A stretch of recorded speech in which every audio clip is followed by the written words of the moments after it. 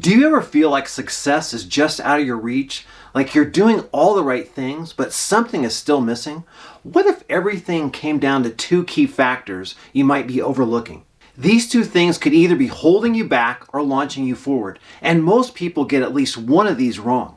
Stick around to find out what they are so you can avoid this pitfall.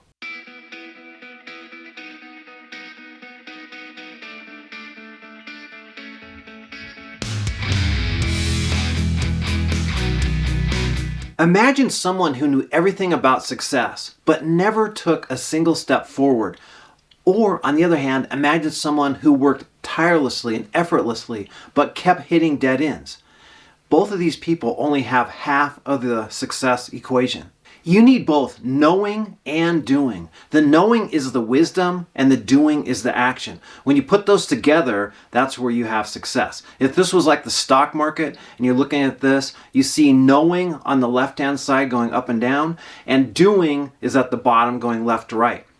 When you combine both of these, the doing and the knowing, that's when this thing takes off like a rocket going up to the top right corner. Because you need the wisdom and the action. You need both of them. I'm going to look at a few examples here to give you an idea of how valuable and powerful this is. You've all heard of Kodak, and Kodak knew that the digital revolution was coming, especially in photography. Heck, they actually invented the first digital camera. But they didn't jump on that bandwagon. They didn't take the action. They knew it was coming, but they didn't take the action. So here you see, knowing is not enough. You must combine that with doing. Otherwise, you end up like Kodak and you go down a lot from your glory days. Another example of knowing but not doing is Blockbuster. They knew that streaming was going on. It was happening. It was becoming more and more popular, but they resisted and kept their in-store videos and their DVDs and rentals and VHSs and that stuff. They did not change with the times and go to streaming. So they knew it was coming. They could see what was going on, but they didn't take the action. And we don't really see them too much anymore. I think there's only one Blockbuster now in the whole country. And if we look at our own lives, we have all heard take fewer calories, intake fewer calories, move your body more, okay? You would have to be living in a cave not to have heard that, okay? So we all know that, but do we do it? That's the big difference maker. Another example is our personal finances. We've all heard to save money. No one on this planet hasn't heard that. Save money for a rainy day, but very few people have a few $1,000s in their savings in case something happens and their car breaks down or they need a new refrigerator. On the other hand, we also haven't learned enough about investing and financial decisions.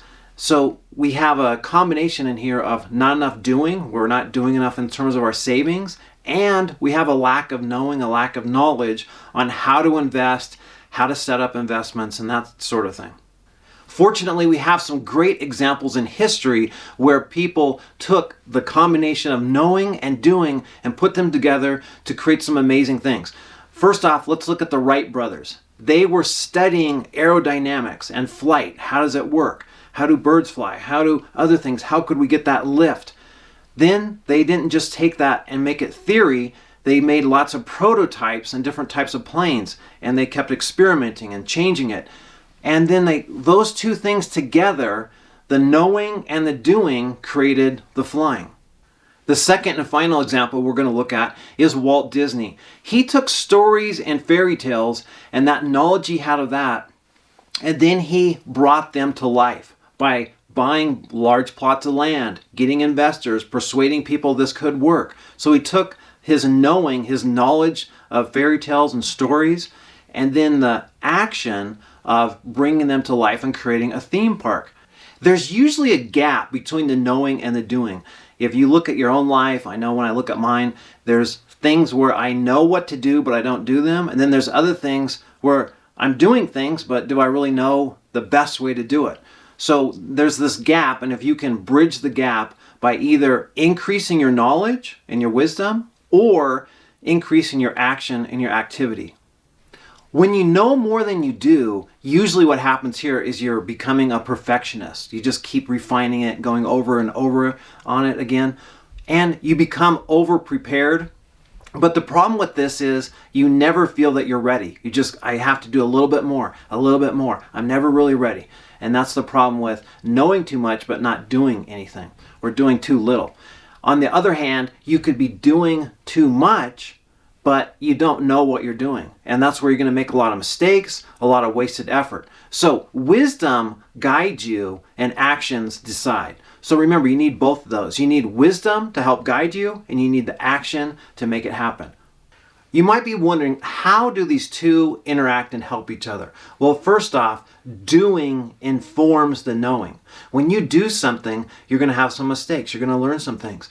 And by doing it, you're going to get more knowledge. You're going to understand, oh, this is how that works. This is what I do here. On the other hand, knowing can refine the doing.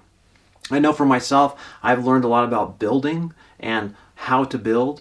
And where I learned the most was from other master builders. Someone who really knew what they were doing. They could show me some shortcuts, some different ways to do things. And that expanded what I knew so quickly. So it's the combination of doing to inform the knowing and knowing to refine the doing. When those work together like that, it's really powerful. A few things to help you about the knowing.